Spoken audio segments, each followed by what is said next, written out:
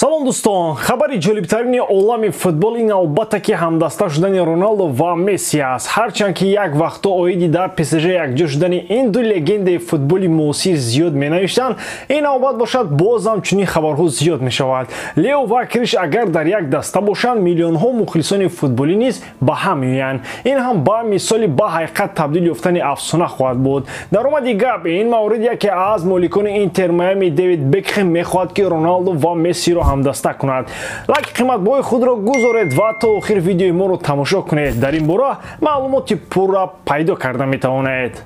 Кристал Пелас дар ҳолати хуб қарор дорад ва 4 бозӣ пайҳам мағлуб нашудааст. 1x меҳисобад ки маъз лондониҳо фаворити бозӣ бо МЮ мебошанд ва барои пирӯзӣ коэффициенти 2.90 пешниҳод мекунанд. Шогирдони Тенхаг метавонанд соҳиби 3 хол гарданд. Тамошои рақобатро бо 1x ҷолибтар гардонед. Дар он ҷо регистратсияи осон, пур кардани маблағ аз тамоми гӯшаву канори дунё, вале аз ҳам муҳим бонус то ҳаҷми $100 дар аввалин пардохт бо промокоди AMG 0777 ссылкаи бозӣ дар комментарияи ин видео. Ливерпули дучори мушкил дар охири мавсим албатта ки даври гузашта тавонист Тоттенхемро саркӯб намояд. Баъди оне ки аз Кристал Пелас Эвертон шикаст хӯрд ва бо Вестхэм мусовӣ кард, дар пойгаи қаҳрамонӣ дигар мадоре барояш намонд. Вале барои устувории нангу номус ва нишон додани ном албатта голборон кардани лондониён дар дилхуш шарту шароит барои дастаи клуб мушкиле набуд.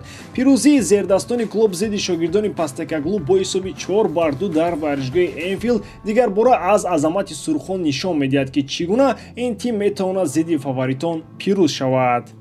Тоттенхем албатта ки аз фаворитони дар роҳи расидан ба Лигаи Чемпионҳост ва гирифтани ҳар хол барояшон арзиши финалро дорад. Вале ҳарчанд ки мураббии австралиягиро сароғози мавсим таъриф мекарданд, дар фурсатҳои ҷамъбасти чемпионат ин тими собиқи Кем бозам бо дастаи порина табдил ёфт. Ин дарди ҳарсола ки ҳар вақт бо анҷоми мавсим хуруҷ мекунад, ин маврид барояшон ҳеҷ имкон намедиҳад то Астон Вилларо аз зинаи чорум поин фароранд.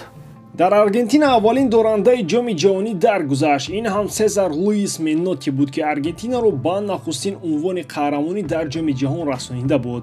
Менноти ҳамчунин дар Барселона ҳам кор мекард. Мураббии дастони Аргентинӣ Сезар Луис Менноти дар синни 85-солагӣ аз олам даргузашт. Чӣ тавре гуфтем, Менноти тавонист мунтахаби футболи Аргентинаро ба нахуст қаҳрамонӣ дар таърих расонад. Дастаи Албиселесте ғолиби ҷоми ҷаҳонӣ дар замини хеш соли 1978 шуда буданд. Маъз вақти кори Менноти дар сафи мунтахаби Аргентина бори нахуст Диего Марадона ба майдон омада буд. Баъди рафтан аз вазифаи сармураббигии мунтахаби Аргентина соли 1983 Менноти як замон Барселонаро ҳам тамрин медод. Дар давоми як мавсим устоди Марадона ғолиби ҷоми Испания, ҷоми Лигаи Испанӣ ва Суперҷоми Испания шуда буд. Умуман бошад Менноти 16 дастаҳои ҳархела аз ҷумла Атлетико, Самдория ва мунтахаби Мексикаро тамрин додааст. Вале дастоварди аз ҳама муҳимтарину таърихӣ албатта ки қаҳрамонии нахуст дар ҷаҳон бо аргентиниён аст. Нафаре ки як замон худи Марадонаро устод буд, аз ин пас ба мисоли худи Диего дигар дар ин ҷаҳон нест. Хабари муҳими дигар албатта ки то ҳол ношикаст боқӣ мондани Байери Алонсо мебошад. Ҳарчанд ки ҳамагони ин мавсим интизоранд ки кай ва дар кадом бозии Байер шикаст мехӯрад, вале ҳеҷ не ки чунин шавад. Ин навбат дорусозон Айнтрахтро дар Бундеслига голборон карданд ва силсила бозиҳои рекордии хешро дароз карданд. Бозии навбатии дастаи хаби Алонсо дар сафар дар Франкфурт доир шуд ва бо ҳисоби 5-1 ҷамъбаст гардид. Голҳои Гранит Ҷака, Патрик Шик, Эсекил Паласиос, Ҷереми Фрипонг ва Виктор Бонифес пирӯзии бузурги меҳмононро аз Ливеркузен таъмин намуданд. Аз дастаи мизбон бошад, голи ягонаро Уго Экитеке дар дақиқаи 30 ба сама расонид. Ливеркузениҳо баъди ин пирӯзӣ 84 гирифтанду акнун шумораи бозиҳои ношикасташон ба 48 адад расид. ин ҳам нишондоди рекордии қаҳрамонони Бундеслига миёни дастаҳои топ 5 лигао аст. баъди ин пирӯзии бузург дастаи хаби Алонсо дар бозии ҷавобии Лигаи Аврупо Ромаро қабул мекунад. баъди пирӯзии сафарӣ 2-0 зидди дастаи Дерроси албатта метавон гуфт ки дорусозон метавонанд дар ин фронт ҳам баҳри ҷоизагирӣ даст дароз кунанд.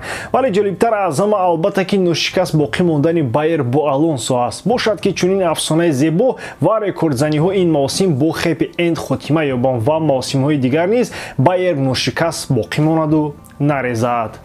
طبق اوضاع این نقشه بازیگر دستان انگلیس دیوید بکهم جهت به هم آوردن مسی و رونالدو همین تابستان باید که عملی کرده شود. ترانسفر بازیگر پرتغالی با MLS البته که عالی میشد ولی انجام دادن آن به حقیقت کم نزدیک است. هرچند که گل بسیار و دیگران هم در این باره نویسند ولی بعد داشتن چنین شرط و شرایط در زمین عربی رونالدو با خیالم نمیتواند یک باره سمت دیگر را انتخاب کند. از جانب دیگر اینتر میامی نیز از جهت مالیوی به خود اجازه دادن نمیتواند که دو لگند فوتبالی رو یک باره با چنین معاش هنگفت تامین نماید، زیرا یکی از دیگر میخواهد پولی بیشتر به دست آورد. از نگاه پولی و امکانات‌های اقتصادی با این ترانسفر اگر نظر افکنیم با خیالم ترانسفر رونالدو با اینتر میامی در سطح اوضاع و آرمان‌ها باقی میماند. اگر که دسته آمریکایی یگان ورزش دو نفره با مثال تکبال رو داشته باشد میتوانند مسی و رونالدو را یکجا کنند، ولی در ورزش دستوی با مثال فوتبال با چنین وضعیت و حال این کار واقعا هم دشوار است. نه امکانات موجوده مالیوی با این اجازه میده و نه هر دوی ورزشگران تیارند که برای کارچکنی‌های همدیگر با زودی نقطه گذارند. با همین تمام باور دارم که ایجادکاری من با شما پسند میاد. لایک، کامنتاریا و در کانال بونوش رو از یاد نبرید. با شما بسیار وقتا محمد گیروف. خیر برادران، در پناه الله.